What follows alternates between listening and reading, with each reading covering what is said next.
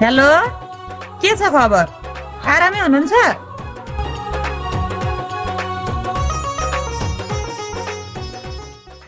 आरामै छु।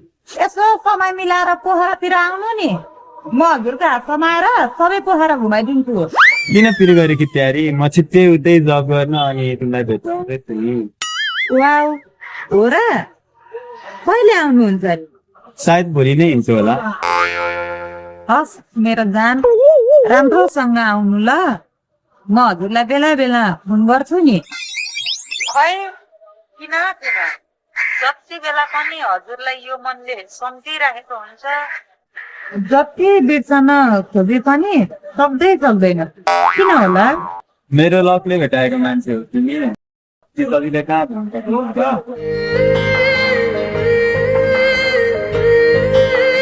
ल ल, अहिले मेरो सानो काम छ, म फोन राख्छु ल। ए ल ल हुन्छ।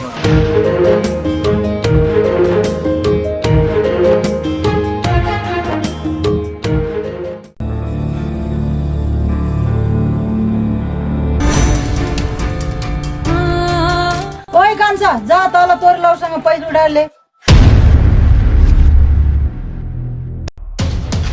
भोलि बिहान ल्याइदिनु भने टन्न धोकेर गयो। 3 दिन भइसक्यो यो बाटो हिँड्दै छोड्यो। हस् हुन्छ दिदी, जसरी भए पनि म पैसा असुल गरेरै आउँछु। यति सजिलै मेरो पैसा कहाँ पजाउनु दिन्छु र? ओइ किन चोर जस्तो आएको? छिटो आइज। ल बस यहाँ। ल भन, के कति काम ल्याए? अलि बिस्तारै बोल्नु न दिदी, एक त तपाईँको राम्रै डर लाग्छ, माथि हजुर बेसरी बोलेको सुन्दा धेरै डर लाग्छ। म किन बिस्तारै बोल्ने? मैले कसको के खाइदिएछ र? मलाई अलिकति पैसा चाहिएको थियो दिदी, तपाईँले तापट्टि दिनुहुन्छ कि भनेर आएको। हे भइहाल्छ नि, लैजाऊ न, कति चाहिएको? तर तँलाई थाहा छ नि कि मेरो लागि पैसा भन्दा ठुलो आफन्त छैन भनेर।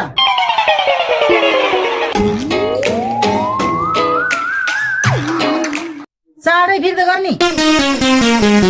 धेरै टाउको नहल्ला, समयमा पैसा आएन भने तेरो अहिले यो हल्लिरहेको टाउको भोलि नरला नि फेरि। के चिन्ता गर्नुहुन्छ दिदी, म दिइहाल्छु नि।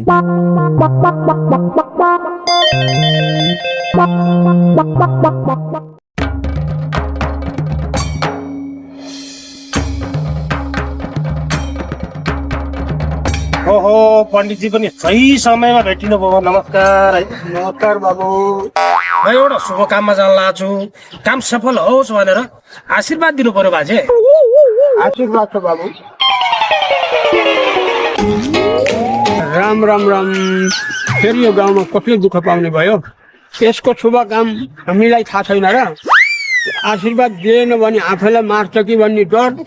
सब बुद्धि देऊ भगवान यसलाई। ओइ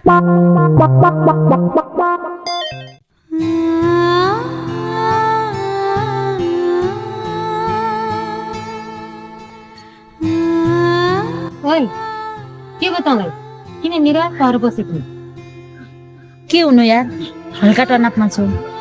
के हो र तनाव? भन्न मलाई। कलेजमा पैसा तिर्नु थियो, अब गाउँबाट मागौँ भने दिने भन्दा लिने धेरै छन्। कतै मिल्छ भने सापट्टि मिलाइदेन यार। गाउँमा त सापटी पाइँदैन, यहाँ त लोन पाइन्छ, लोन। तर यहाँ लोन लिनु भनेको आफ्नो ग्रह दशा आफै बिगार्नु हो। अब के गर्नु त साथी, फाइनल इक्जाम आउँदैछ, यही पैसा नभएर इक्जाम कसरी छोडौ? ठिक छ त, फेरि केही पनि उपाय लाग्दैन र मान्दिनस् भने मैले एकजना लोन दिने दिदी चिनेको छु, फेरि त उतैतिर जाउँ। तर पनि एकचोटि अघि भनेको कुरा फेरि पनि विचार गर है साथी। होस्, भोलि जे होला हेरौँला, बरु अहिले जाउँ न।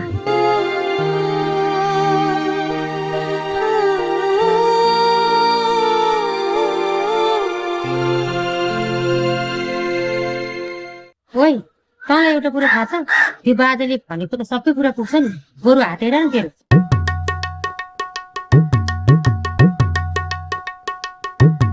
नमस्कार पण्डित बाजे।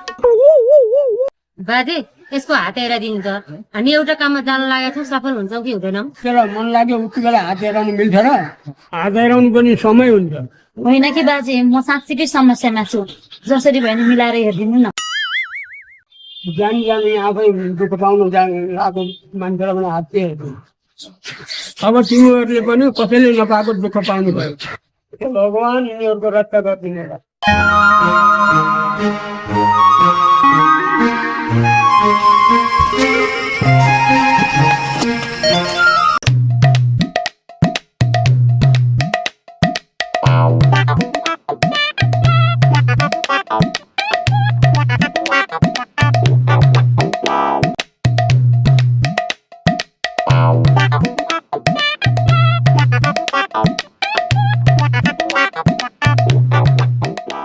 ओइ हामी यो दिदी जस्तै डन बनेर कहिले राज गर्न पाइएला रे यार। यो जन्ममा त नसोचौँ यार। यो पटक यी यसरी अस्तित्व भनेर दिदीले भनेको काम गर्नु बाहेक हामीले अरू के काम गर्न सकिन्छ र? म त अब हस्तिदी भनेर यसरी दिदीको गुलाम गरेर बस्न सक्दिनँ। के हामी दुईजना मिलेर यो दिदी भाइलाई मारेर डन बनेर बस्ने हो र साथी? यिनीहरूले मारेर डन बन्न त्यति सजिलो छ क्या रे? यो दिदी भाइको माथिसम्मको पावर तैँले देखाएको छ। यिनीहरूले पुलिसै अगाडि मान्छे मारे त पनि कसैले के गर्न सक्दैनौ, तर हामीले कुखुरै मारे त पनि मर्डर केस गरेर भित्रै हालिदिन्छ। बुझिस्? ल हिँड दादाले खोज्न। आज दादाले टन्न पैसा उठाएका छन् होला। यति बेला कुन चाहिँ तरुणीलाई के चाहियो र कति चाहियो भनेर सोध्दै होलान्। ए जाम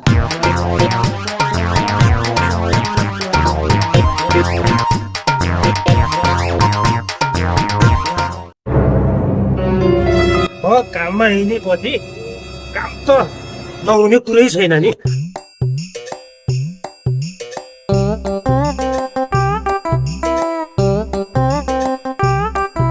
हेलो स्विटर, के छ? कता हिँडेको?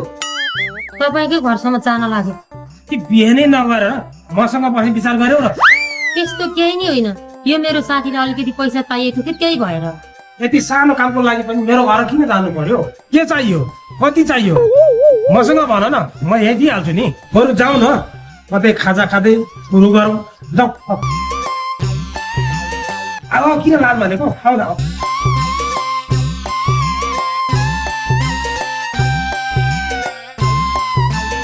हेर, यो दाइसँग पैसा भयो भने दानवीर समाजसेवी जसरी के चाहियो र कति चाहियो भनेर पैसा बाँड्दै हिँड्छन्। हिँड्न दे नि त, के भयो? के भयो होइन, यिनले आफूसँग भएको पैसा यिनीहरूलाई बाँडेर सकाउने भए। यो कुरा दिदीले थाहा पाउनु भयो भने ओइ तिमीहरूले रोक्नु पर्दैन भनेर मार्छिन्। अब दादालाई रोक्न जाउँ भने दादाले मार्छन्। अब के गर्ने त यार? अब के गर्नु नि, दिदीलाई फोन गरेर सबै कुरा भनिदिने हो। अब जे गर्छन् दिदीले गर्छन्।